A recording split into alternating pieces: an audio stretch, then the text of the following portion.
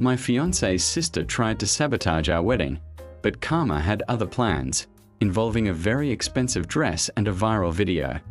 I, 30, male, am still reeling from what happened at our wedding a few weeks ago. It was supposed to be the happiest day of my life, marrying my wonderful fiancée, Sarah, 29, female. We've been together for 5 years, and she's the most kind, intelligent, and beautiful woman I've ever known. Our relationship has always been strong, built on mutual respect, trust, and a shared sense of humor. We rarely argued, and when we did, it was always resolved quickly and amicably. We were truly excited about starting this new chapter together. However, from the very beginning of our engagement, there was one significant thorn in our side: Sarah's older sister, Rebecca, 32, female. Rebecca has always been competitive with Sarah, often feeling overshadowed and resentful. Sarah is naturally charismatic and successful, having built a thriving career as a graphic designer, while Rebecca has struggled to find her footing, bouncing between various unsatisfying jobs.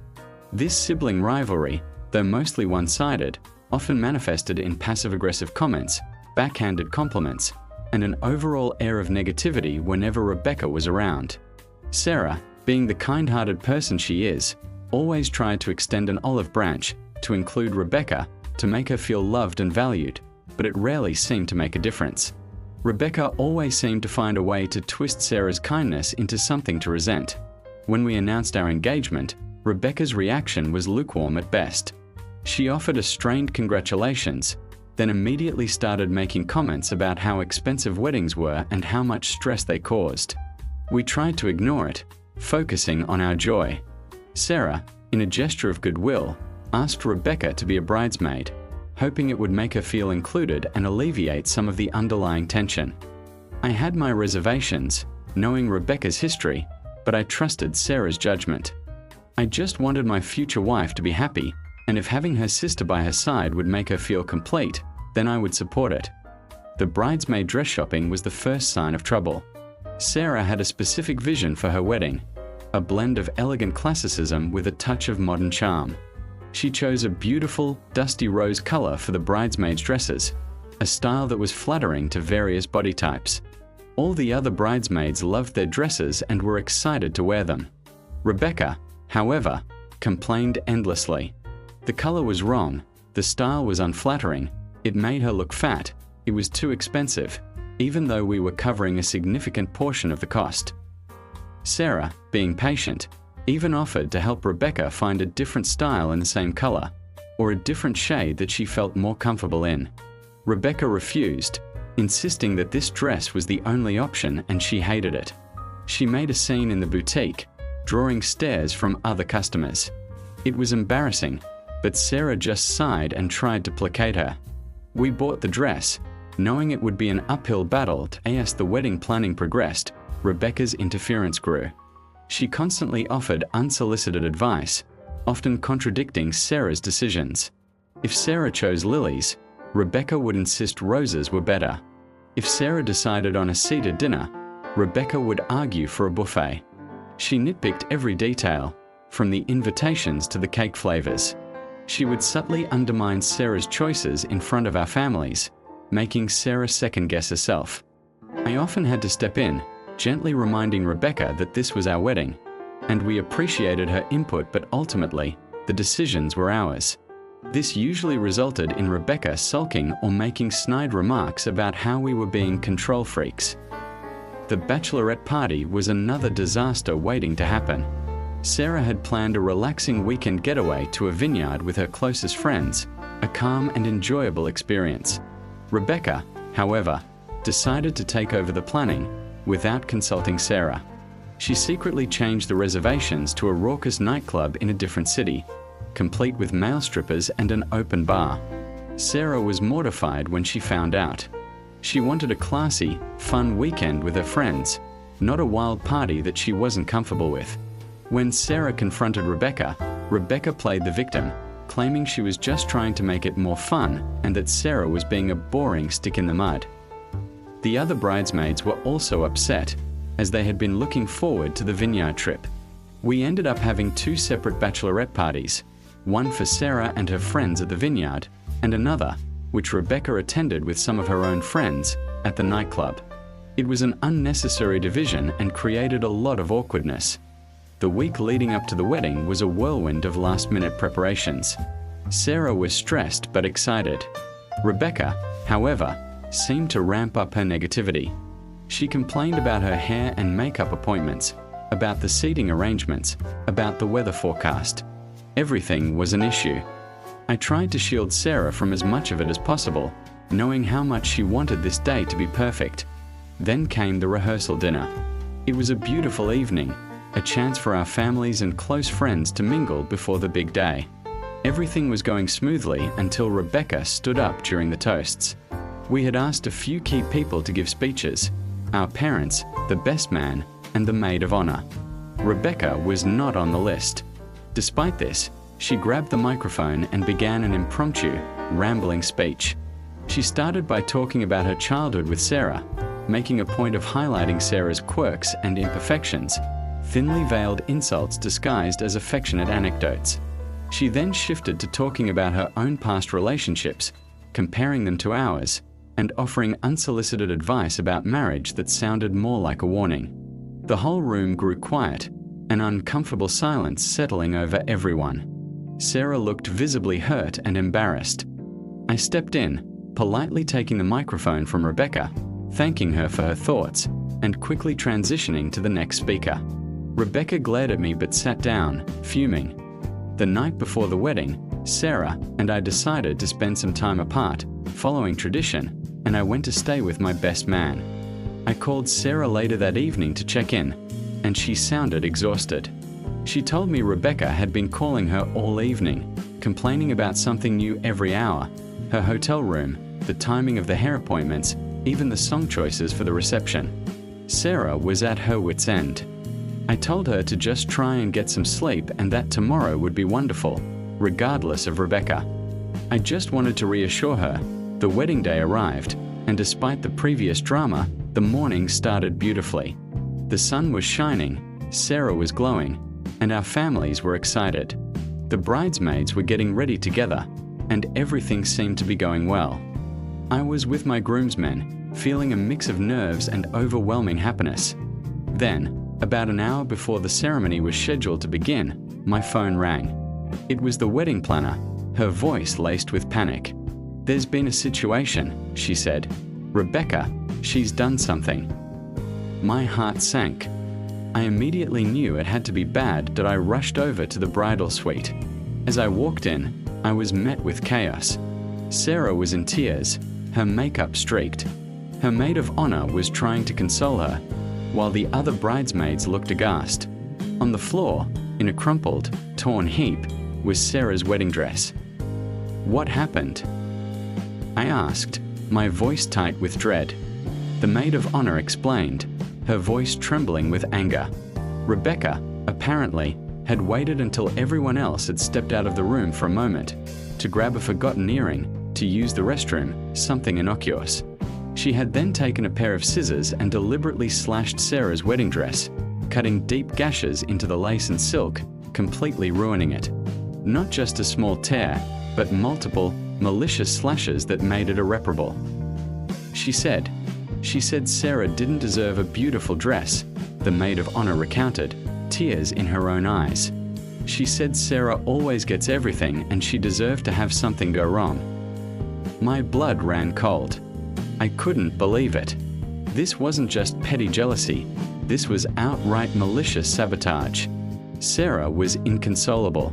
Her dream dress, the one she had searched for months to find, the one she had cried happy tears over when she first tried it on, was destroyed. We had less than an hour until the ceremony. It felt like the entire day was falling apart. My first instinct was rage. I wanted to confront Rebecca, to scream at her, to understand how someone could be so cruel. But I looked at Sarah, heartbroken and devastated, and I knew I had to focus on her. We needed a solution, and we needed it fast. Our wedding planner, bless her heart, was incredible. She immediately started making calls, scrambling to find a replacement dress. We knew it was a long shot. Most bridal boutiques required months for alterations, and finding something off the rack that fit Sarah perfectly, in her size, in a style she liked, was practically impossible at such short notice. While the planner was on the phone, Sarah's mother, who had arrived shortly after the incident, pulled me aside. She was furious with Rebecca but also practical. "We have to do something," she whispered. "This is a disaster." Just when all hope seemed lost, a miracle happened. The wedding planner, through a stroke of pure luck, found a high-end bridal boutique a few towns over that had a sample sale ending that very day. And, by an even greater miracle, they had one dress left, in Sarah's exact size, in a style that was remarkably similar to her original dress, and even more stunning. The catch: it was incredibly expensive, significantly more than our original budget. But at this point, money was no object. My only thought was to make Sarah happy and salvage her day. Did I immediately offer to pay for it? No questions asked. Sarah's parents also insisted on contributing, appalled by Rebecca's actions. We sent a team of bridesmaids and the planner's assistant to pick up the dress immediately, instructing them to drive as fast as safely possible. Meanwhile, Rebecca was nowhere to be found. After her destructive act, she had vanished from the bridal suite. Sarah's father, a quiet but firm man, had found her hiding in a back room. He calmly but sternly informed her that she was no longer welcome at the wedding, and that her actions were beyond forgiveness. He told her to leave the premises immediately. Rebecca, for once, didn't argue. She just looked shocked, perhaps realizing the gravity of what she had done. She packed her bags and left, but not before shooting a venomous glare at Sarah. The replacement dress arrived, and it was breathtaking. It fit Sarah perfectly, almost as if it was made for her. The frantic energy in the bridal suite slowly began to shift. Tears turned into relieved smiles. Sarah, though still shaken, started to regain her composure, her eyes sparkling with renewed hope. The ceremony was delayed by about an hour and a half, but our guests were understanding and patient. When Sarah finally walked down the aisle in that magnificent new dress, she looked absolutely radiant. I swear, the collective gasp from the guests was audible. She was truly a vision. Seeing her, all the stress and anger from earlier melted away, replaced by an overwhelming sense of love and joy. We exchanged our vows, and it was everything we had dreamed of, a beautiful, emotional ceremony surrounded by our loved ones. The reception was wonderful, filled with laughter, dancing, and heartfelt toasts. Everyone was so supportive and happy for us. Throughout the evening, there was a quiet buzz about Rebecca's absence, but no one dared mention the reason, out of respect for Sarah. However, the story doesn't end there. During the reception, while Sarah and I were having our first dance, one of the bridesmaids, Emily, who is very close to Sarah, pulled me aside. "You have to see this," she said. Her eyes wide with a mix of shock and amusement, she showed me her phone.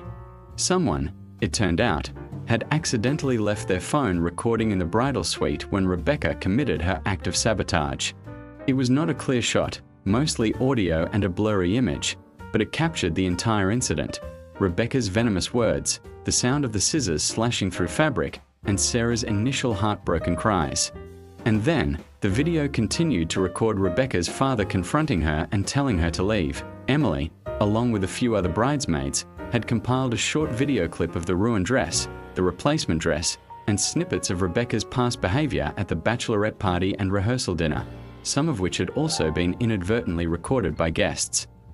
They had uploaded it to TikTok, without Sarah, or my knowledge, calling it wedding sabotage gone wrong. By the time Emily showed it to me, the video had already started to go viral. People were outraged by Rebecca's actions, showering Sarah with sympathy and praise for her resilience. The comment section was a mix of support for us and condemnation for Rebecca. How could a sister do this? She's pure evil. Karma is a B*TCH. She deserves to be disowned. My immediate reaction was a mix of shock and slight discomfort.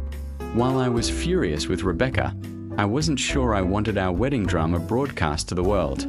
But then I looked at Sarah, laughing and dancing with her friends, completely oblivious to the online storm brewing. She deserved to have her story heard, and if this was how it happened, then so be it. The next morning, the video had exploded. It was everywhere. News outlets were picking it up, and Rebecca's face, though blurred in some shots, was recognizable enough for many people who knew her to identify her. Our wedding, which started with such a dramatic setback, had become an unlikely viral sensation. Sarah was initially mortified when she found out about the video. She's a private person and hated the idea of her family drama being public.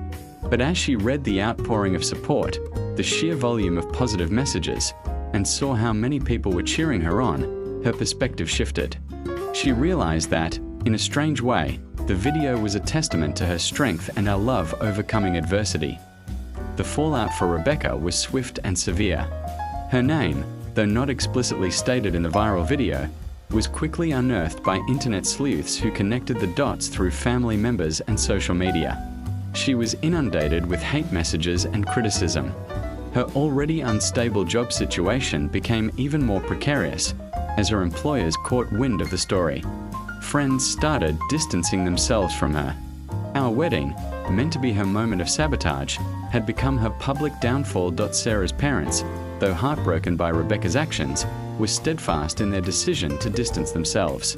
They told Rebecca that her behavior was unacceptable and unforgivable, and that she needed to seek professional help to address her deep-seated jealousy and resentment. For now, they said, there would be no contact. It was a painful but necessary step for them to take. As for Sarah and me, we are still basking in the glow of our beautiful wedding, despite the drama. The replacement dress has become a symbol of our resilience and the strength of our love. We've even considered framing a small piece of the destroyed original dress, a reminder of the obstacle we overcame together. The viral video, though initially unsettling, has become a strange part of our love story, a testament to how even the darkest moments can have an unexpected silver lining.